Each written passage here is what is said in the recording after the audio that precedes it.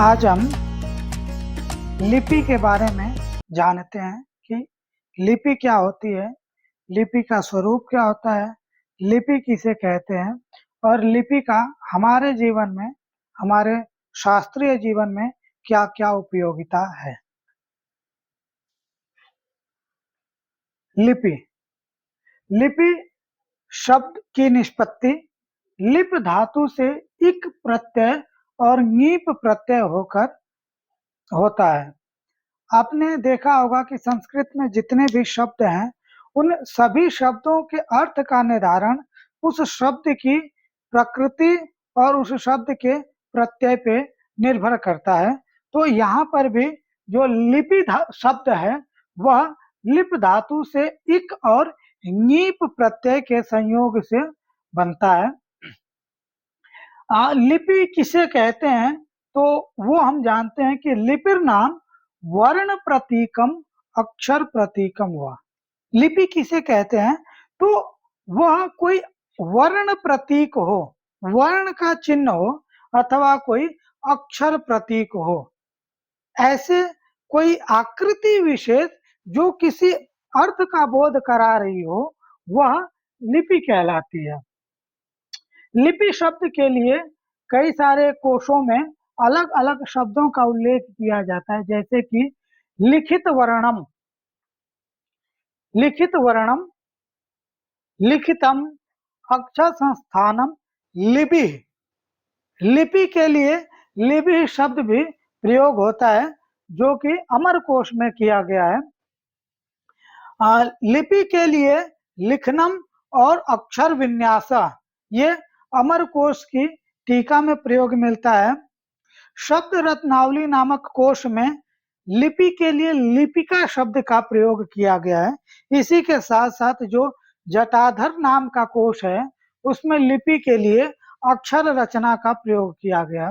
तो आप देखेंगे कि लिपि शब्द के लिए जितने भी शब्दों का प्रयोग किया गया है, वे सभी शब्द प्रायशः लेखन क्रिया से संबद्ध हैं, चाहे वो किसी भी रूप में लेखन क्रिया को द्योतित करने वाले हों, लेकिन वो सभी अक्षर विन्यास, अक्षर संस्थानम, लिखित वर्णम, अक्षर रचना, लिखनम, लिपि, ये सब के शब्द आप देखिए तो लेखन कला से, लेखन रचना से ही संबद्ध हैं। अब हम कुछ श्लोकों के माध्यम से समझते हैं कि लिपि क्या होती है, लिपि किसे कहते हैं।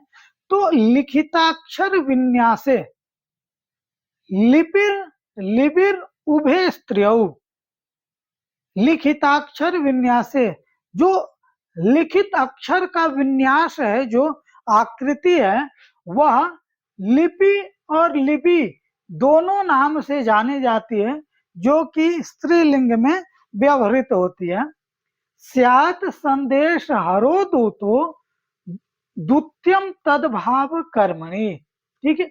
स्यात् संदेश हरो दूतो, ये जिस प्रकार से एक दूत अपने कर्म का संपादन करते हुए अपने राजा के संदेश को दूसरे राजा के प्रति प्रेषित करता है, पहुंचाता है, बताता है, वैसे ही जो लिपियां हैं, ये भी लेखक के भाव को, लेखक के शब्द को, लेखक की बातों को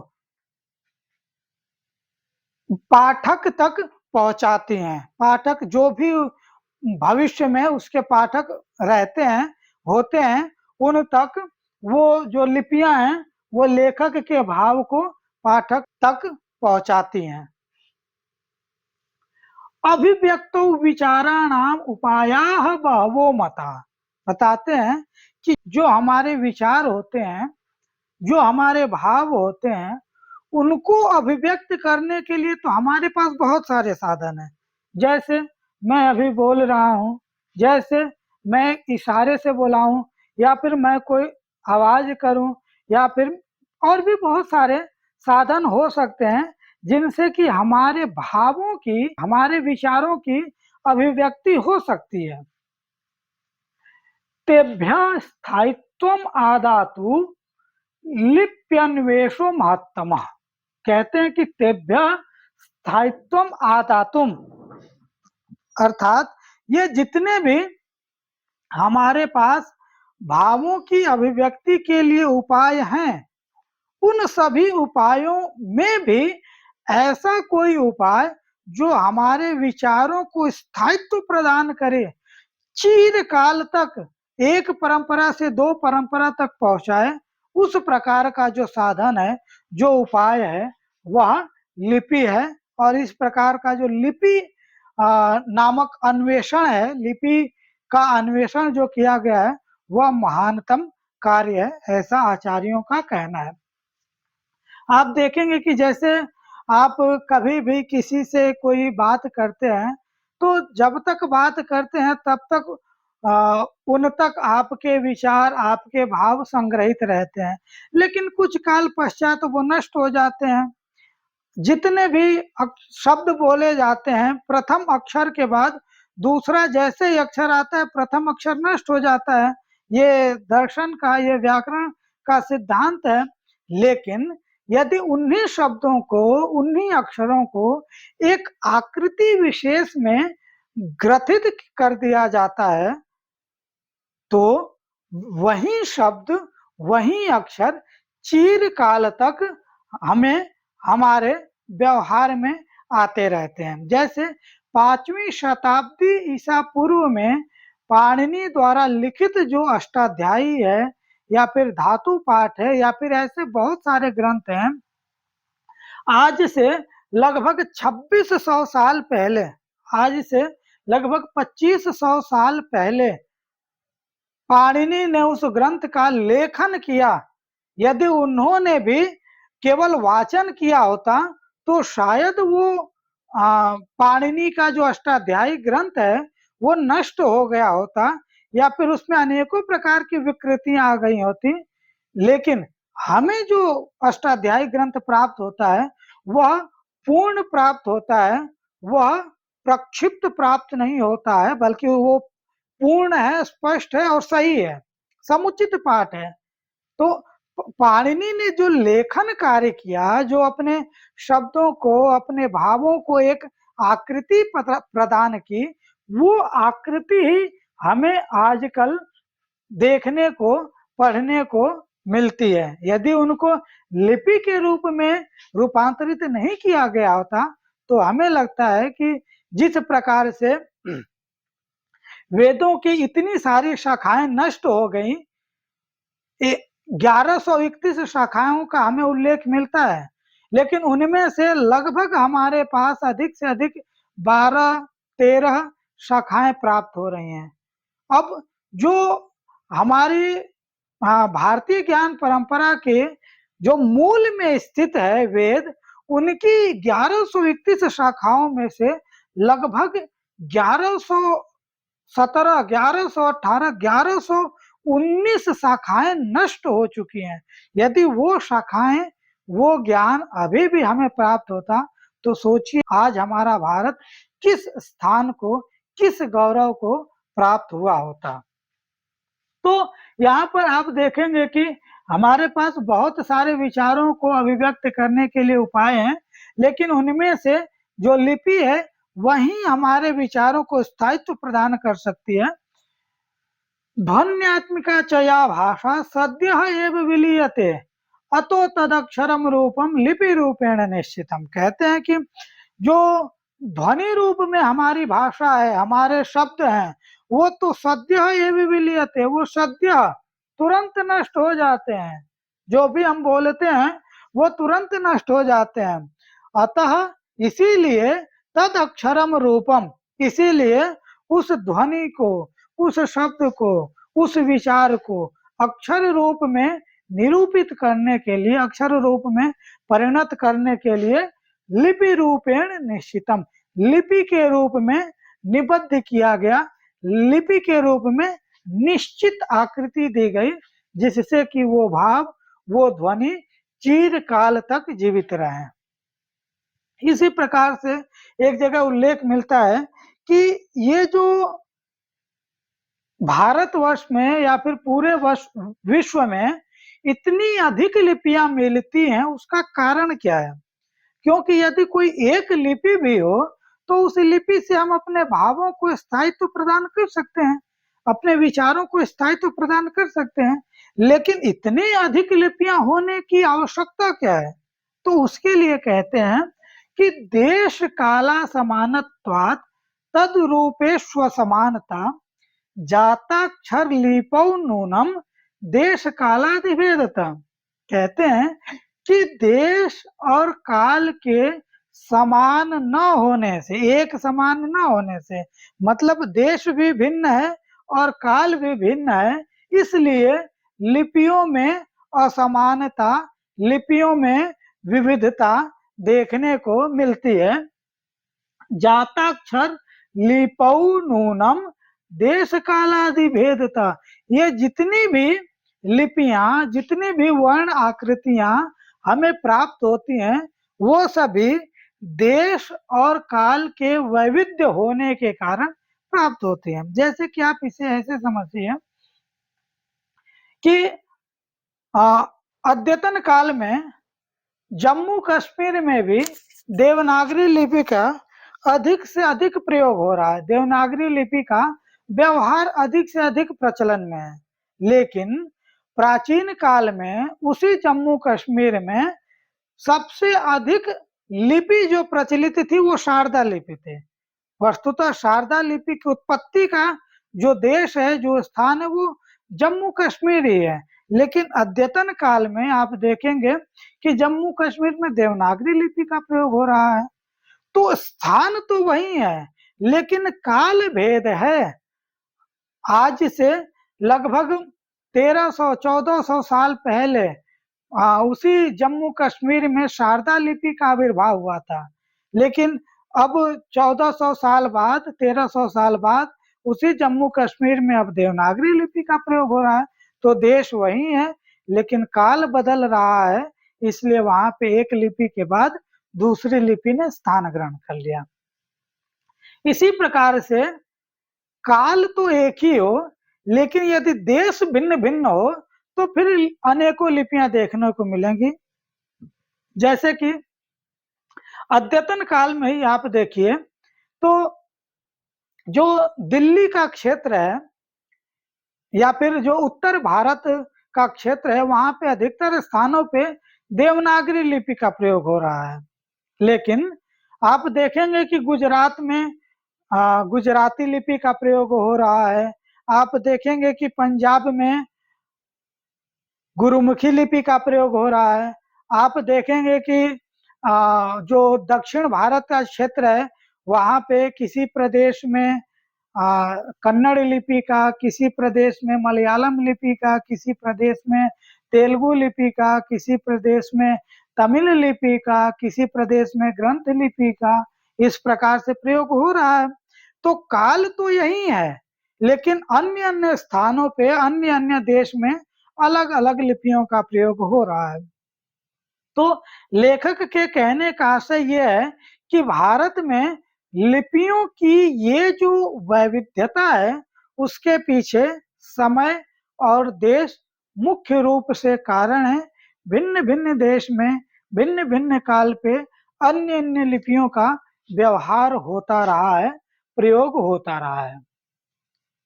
इसके बाद आप देखेंगे कि जो लिपियां हैं, लिपियों की उत्पत्ति कैसे हुई है। जैसे कि भारतवर्ष में लिपियों की उत्पत्ति के संदर्भ में जो सबसे प्राचीन लिपि ब्राह्मी लिपि है, उसकी उत्पत्ति ब्रह्मा के द्वारा की गई है। ये भारतीय जनमानस का कथन है कि ब्राह्मी लिपि की उत्पत्ति ब्रह्मा द्वारा की गई है। आगे अभी आएगा ब्राह्मी लिपि के परिचय में, वहां पे हम देखेंगे कि जो ब्रह्मा के द्वारा उत्पन्न हुई लिपि है वो ब्राह्मी कहलाती है। यहाँ पर भी हमें एक चीनी विश्वकोश है, उसके आधार पे कौन सी लिपि किस देवता के द्वारा उत्पन्न की गई है, ये हमें देखने को मिलेगा। जैसे कि जो ब्राह्मी लिपि है वो फन नामक देवता के द्वारा उत्पन्न की गई है, जिसे ब्रह्मा भी कहा गया है। जो खरोष्ठी नामक लिपि है वो कियालू नामक देवता के द्वारा उत्पन्न की गई है। और जो चीनी लिपि है उसकी उत्पत्ति सामकी नामक देवता के द्वारा किया गया है। फा युवन चुलिन नाम का जो चीनी विश्वकोश है उसमें इसका उल्लेख मिलता है कि जो ब्राह्मी लिपि है उसके देवता फन है, खरोष्ठी लिपि के देवता यालू हैं और जो चीनी लिपि है उसके देवता सामकी हैं। आप एक ग्रंथ में देखेंगे कि 5 लिपियों का उल्लेख मिलता है। वाराही तंत्र है, मुद्रा लिपि, शिल्प लिपि, लिपिर लेखन संभवा, गुंडिका घूर्ण संभूता, लिपया पंचधा स्मृता। मुद्रा लिपि, शिल्प लिपि, लेखन लिपि, गुंडिका लिपि और घूर्ण संभूता, ये 5 प्रकार की लिपियों का उल्लेख हमें वाराही तंत्र नामक ग्रंथ में मिलता है। इसी प्रकार से लिपियों का भेद हम यहाँ पर भी समझ सकते हैं कि जो भारतवर्ष में या फिर संपूर्ण विश्व में लिपियों का विकास क्रम रहा है वह किस प्रकार से रहा है उसे हम यहाँ पे देख सकते हैं कि सबसे पहले चित्रलिपि का व्यवहार रहा है, उसके बाद भाव लिपि का व्यवहार रहा है, उसके बाद कहीं आकर वर्ण लिपि का व्यवहार आया। हम इसमें सबसे पहले चित्रलिपि को समझते हैं। प्राचीन काल में, प्रागैतिहासिक काल में भावाभिव्यक्ति के लिए मानव द्वारा जो प्रयोग किया गया था वह चित्रलिपि के नाम से प्रसिद्ध है। जैसे कि इस चित्र में आप देखेंगे कि किसी चित्रकार के द्वारा कोई पेंटिंग या फिर कोई आकृति बनाई गई है। अब ये चित्रकार के भाव हैं, अब इसे हमें समझना पड़ेगा कि ये प्रसंग क्या है। ठीक है, तो आप देखेंगे कि इस चित्र में जितने भी लोग हैं सभी के हाथ में अस्त्र और शस्त्र हैं। ठीक है, सबके हाथ में अस्त्र और शस्त्र हैं। कुछ लोग घोड़े पे बैठे हुए हैं, कुछ लोग पैदल चल रहे हैं, कुछ जीव जंतु भी हैं जो कि युद्ध कलाओं में निश्चित रूप से पारंगत रहे होंगे। ये आप देखिए, ये एक ऐसा विशेष है जिसमें ये कुछ घोड़े को सजाया गया है। तो ये जितने भी पीछे दिख रहे हैं ये सभी तो सामान्य सैनिक हैं, लेकिन ये जो इस घोड़े पे बैठा हुआ है यह निश्चित रूप से या तो सेनापति होगा या फिर राजा होगा। तो प्राचीन काल में अपने भावों को अभिव्यक्त करने के लिए जो मनुष्य द्वारा सबसे पहला प्रयोग किया गया वो चित्रलिपि के रूप में हमारे सामने प्रस्तुत होता है। ये देखिए, ये भी एक चित्र है। इस चित्र को देखकर भी आप उनके भाव को समझने की कोशिश कर सकते हैं। जैसे कि आप देख रहे हैं ये पशु है, ये 2 मनुष्य हैं। इन मनुष्यों के हाथ में कुछ धनुष जैसा लिए पकड़े हुए हैं और यहाँ पे आप देखिए ये कोई पशु है जो मतलब कुछ खाने की कोशिश कर रहा है। ऐसे कई स्थानों को देखने को मिल रहे हैं और ये जैसी चित्र आकृति है इससे तो ये निश्चित रूप से हमें ज्ञात हो रहा है कि ये गौ है, ये गौ है।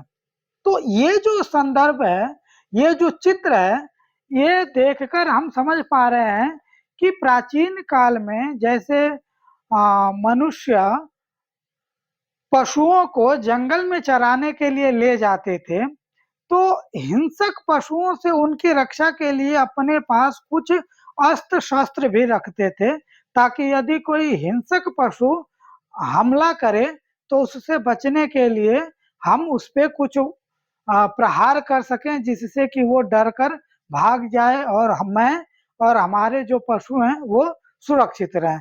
तो इस चित्र को देखने के बाद हमें ये समझ में आ रहा है कि ये पशु चराने के लिए गए हुए कुछ व्यक्ति हैं जिनके हाथ में तीर धनुष और कुछ और भी अस्त्र शस्त्र हैं। तो ये भी चित्रलिपि के माध्यम से हम चित्रकार के भावों को समझ पा रहे हैं पढ़ पा रहे हैं। इसके बाद हम देखेंगे कि चित्रलिपि के बाद भावलिपि आती है। भावलिपि अपने अभिव्यक्ति को प्रस्तुत करने के लिए वो प्रयास है जहां पे मनुष्य द्वारा किंचित न्यून परिश्रम किया गया, लेकिन उस परिश्रम में, उस प्रयास में अधिक अर्थ निहित होता था। जैसे कि आप देखिए,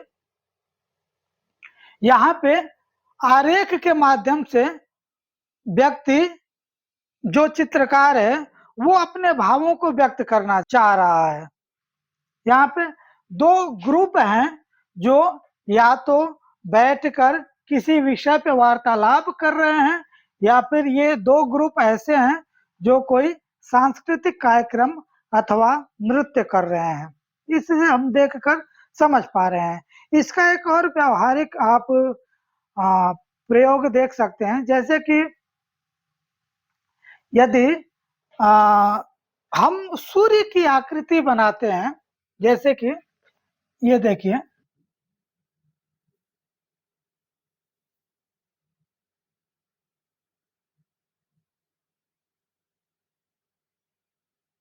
जैसे कि हम ये एक सूर्य की आकृति बनाते हैं।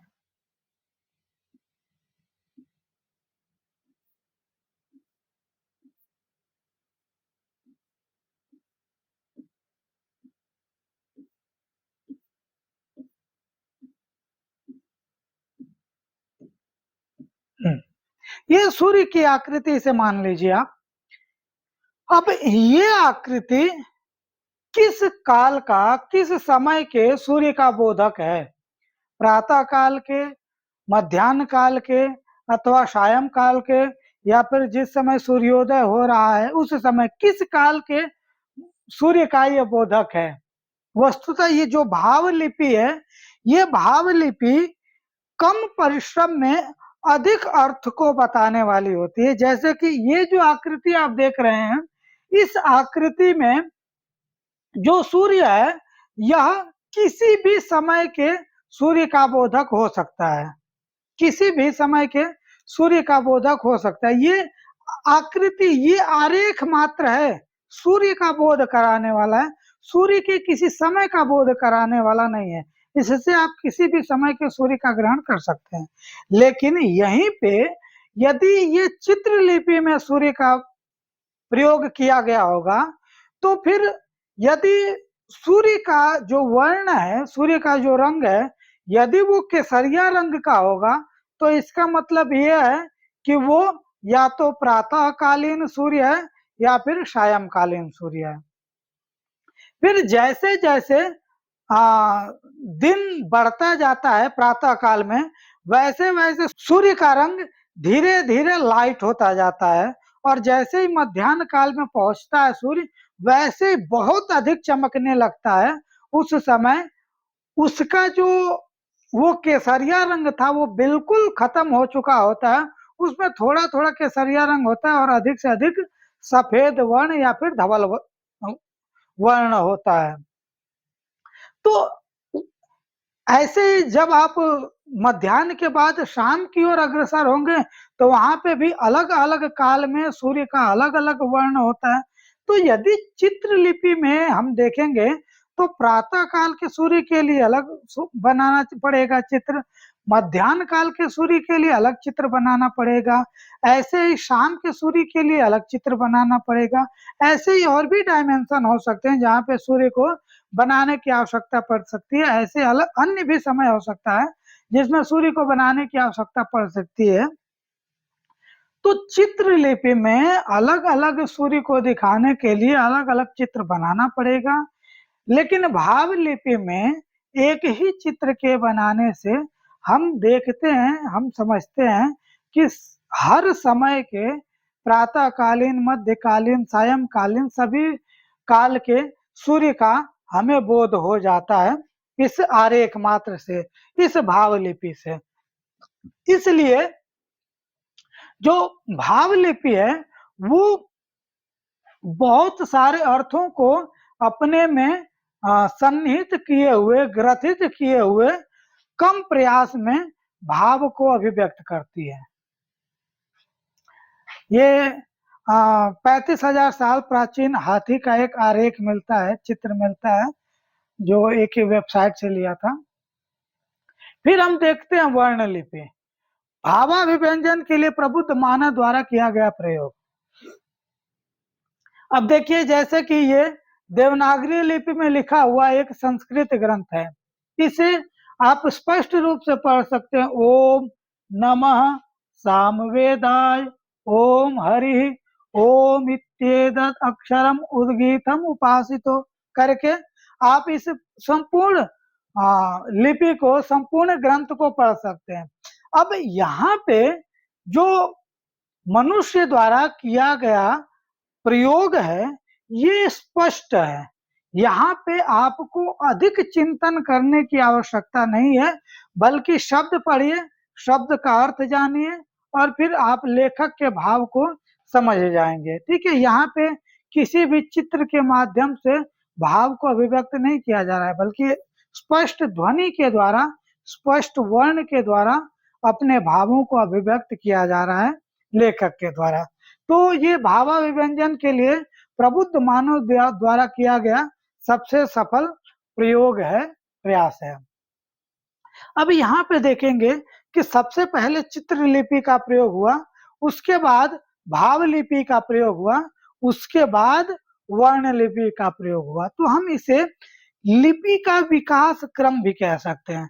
सबसे पहले चित्रलिपि, फिर भावलिपि, फिर जाकर वर्णलिपि का आविष्कार या फिर आविर्भाव हुआ।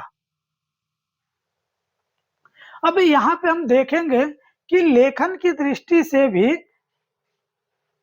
लिपियों का विभाजन किया जा सकता है।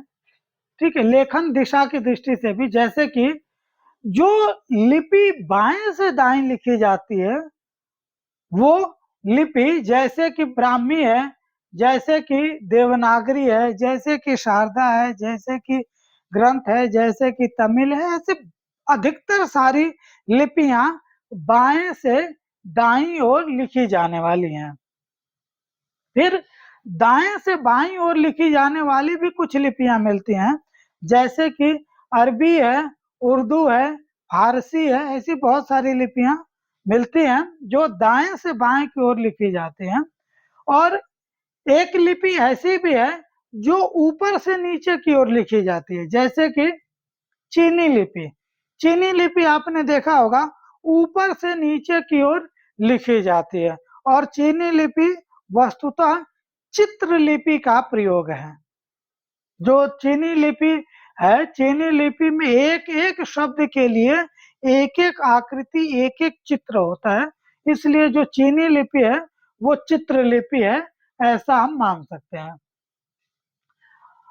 हमारे लिपियों के देवता भी हैं, जैसे कि आपने प्रारंभ में देखा था कि जो ब्राह्मी लिपि है, ब्राह्मी लिपि के देवता फन है या ब्रह्मा है। जो खरोष्ठी लिपि है, खरोष्ठी लिपि के देवता कियालू हैं, और ऐसे ही जो चीनी लिपि है, चीनी लिपि के देवता सामकी हैं।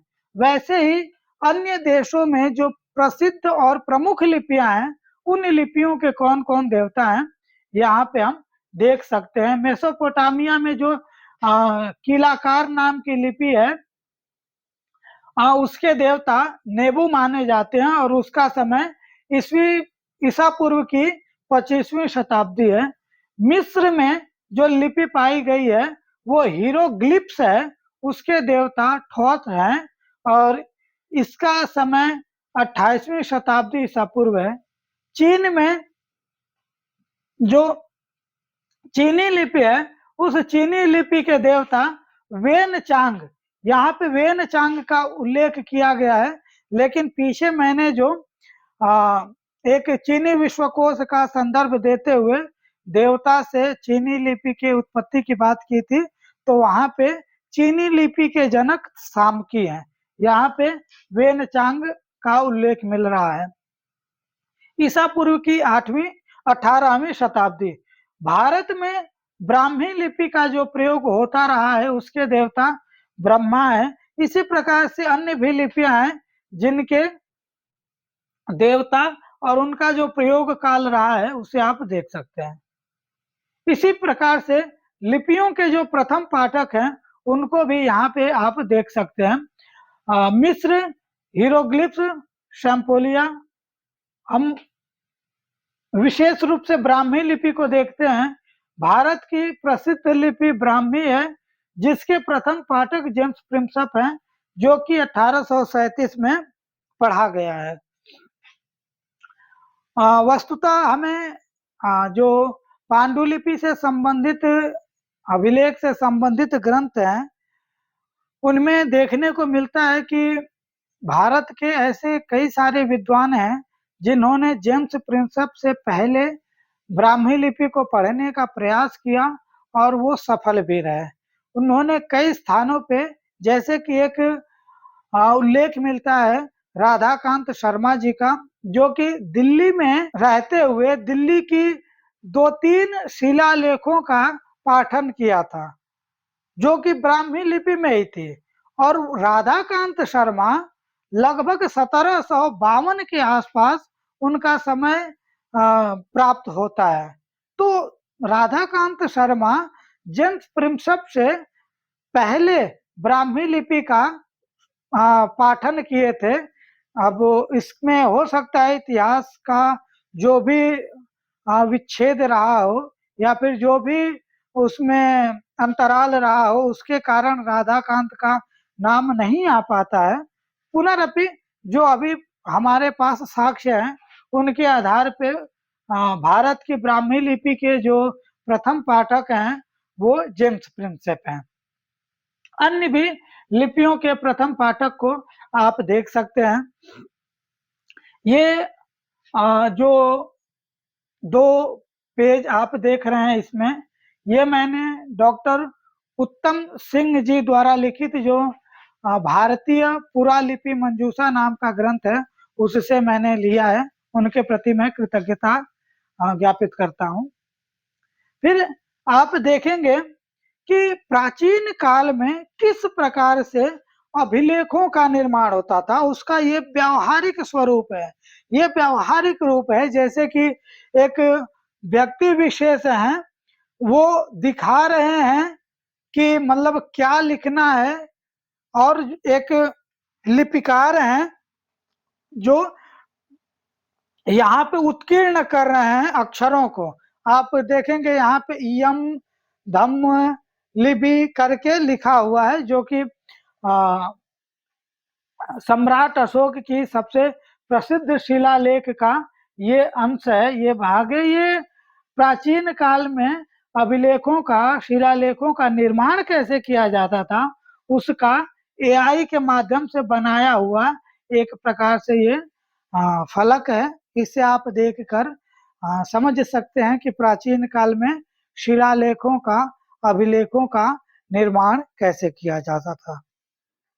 तो अब तक हमने देखा कि अपने भाव की अभिव्यक्ति के लिए, भावाभिव्यक्ति के लिए हमारे पास अनेकों साधन थे, लेकिन उन साधनों में भी ऐसा साधन जो हमारे विचार को, भाव को स्थायित्व प्रदान करे और चिरकाल तक उसकी निरंतरता को, उसकी व्यावहारिकता को बनाए रखे, ऐसे साधन में लिपि ही सबसे प्रमुख रही। कालांतर में बहुत सारी लिपियों का उद्भव हुआ, आविर्भाव हुआ देश और काल की दृष्टि से, तथा प्राचीन काल में सबसे पहले चित्र लिपि, फिर भाव लिपि, फिर वर्ण लिपि का विकास हुआ इसी क्रम से। फिर हमने देखा कि कुछ ऐसे प्रमुख लिपियां हैं जिनके जनक कुछ प्रमुख देवता हैं, फिर ऐसे कुछ लिपियां हैं जिनके प्रथम पाठक हैं, और फिर उसके साथ साथ हमने ये बाद में शिलालेख निर्माण का व्यवहारिक रूप देखा। तो ये कक्षा हम यहीं पे समाप्त करते हैं। अब कल के लिए इसके आगे का भाग पढ़ेंगे, जिसमें कि ब्राह्मी लिपि का परिचय, ब्राह्मी लिपि का स्वरूप और ब्राह्मी लिपि का इतिहास होगा।